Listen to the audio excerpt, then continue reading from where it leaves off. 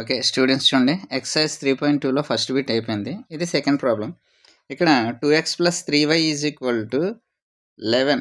2x plus 3y is equal to 11 అన్నది ఒక equation ఇచ్చారు. Let it be first equation.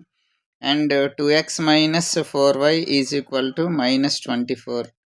So this is second equation.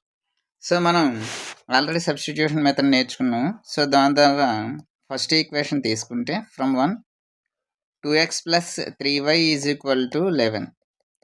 So ఇందులో మనం ఎక్స్ని subject చేస్తే ఈ ప్లస్ 3y అన్నది ఆర్హెచ్ఎస్లోకి వెళ్తే మైనస్ 3y అవుతుంది. And X is equal to into 2 అటువైపు వస్తే by 2. So 11 minus 3y by 2. ఇప్పుడు ఈ ఎక్స్ వాల్యూని తీసుకెళ్ళి మనం సెకండ్ ఈక్వేషన్లో సబ్స్టిట్యూషన్ చేస్తాం. So substitute X in 2. So second ఈక్వేషన్లో మనకి ఇప్పుడు వచ్చిన ఎక్స్ వాల్యూని వేస్తాం అనమాట. సెకండ్ ఈక్వేషన్ ఏంటుంది మనకి 2x minus 4y is equal to minus 24.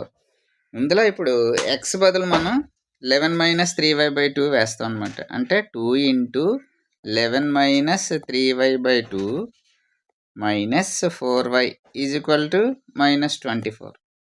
ఇప్పుడు మనకి ఈ 2 అండ్ 2 క్యాన్సిల్ అయిపోతాయి. అప్పుడు చూడండి ఇంకేంటి ఉంది మనకి.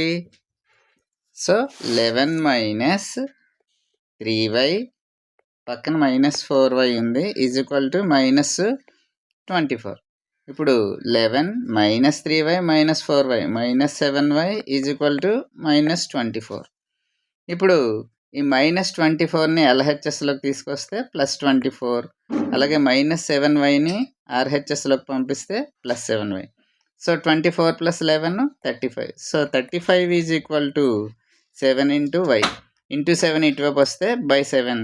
So y is equal to మనకి 35 బై 7 కట్ చేస్తే 7 5 sir. So y is equal to 5 వచ్చింది మనకి. ఇప్పుడు మనం ఏం చేస్తామంటే ఈ y వాల్యూని తీసుకెళ్ళి ఫస్ట్ ఈక్వేషన్లో వేద్దాం. సబ్స్టిట్యూట్ y ఇన్ 1 ఫస్ట్ ఈక్వేషన్లో వేద్దాం. దీన్ని వేస్తే చూడండి ఫస్ట్ ఈక్వేషన్ ఏంటుంది మనకి 2x plus 3y is equal to 11 కదా. ఇందులో 2x ప్లస్ 3y బదులు 5 వచ్చింది is equal to 11. So 2x plus 3 5 15 is equal to 11. So 2x is equal to plus 15 అటువైపు వెళ్తే మైనస్ 15. సో అప్పుడు 2x ఈజ్ ఈక్వల్ టు మనకి 11 minus 15 ఎంత. So 2x is equal to minus 4 and x is equal to minus 4 by 2. So x is equal to 2 2 0 అని cut చేస్తే minus 2 వచ్చిందనమాట. So ఇప్పుడు మనకి x వాల్యూ వచ్చింది, y వాల్యూ వచ్చింది. సో ఇప్పుడు ఈ రెండు వాల్యూస్ని మనం తీసుకెళ్ళి మనకి ప్రాబ్లంలో y is equal to mx plus 3 అని ఇవ్వడం జరిగింది కదా, అందులో సబ్స్టిట్యూట్ చేస్తాం అనమాట. Substitute x and y in y is equal to mx plus 3. So ఏంటి ఇచ్చారు మనకి, y is equal to mx plus 3 అన్నది ఇచ్చారు కదా. ఇందులో ఇప్పుడు మనకి y is equal to mx plus 3 ఇచ్చారు కదా. ఇందులో y వాల్యూ ఎంత వచ్చింది మనకి 5 వచ్చింది. సో y బదులు 5. m ఇంటూ x వాల్యూ ఎంత వచ్చింది మనకి మైనస్ 2 ప్లస్ 3. ఇప్పుడు 5 is equal to minus 2 into m minus 2m plus 3 అనమాట.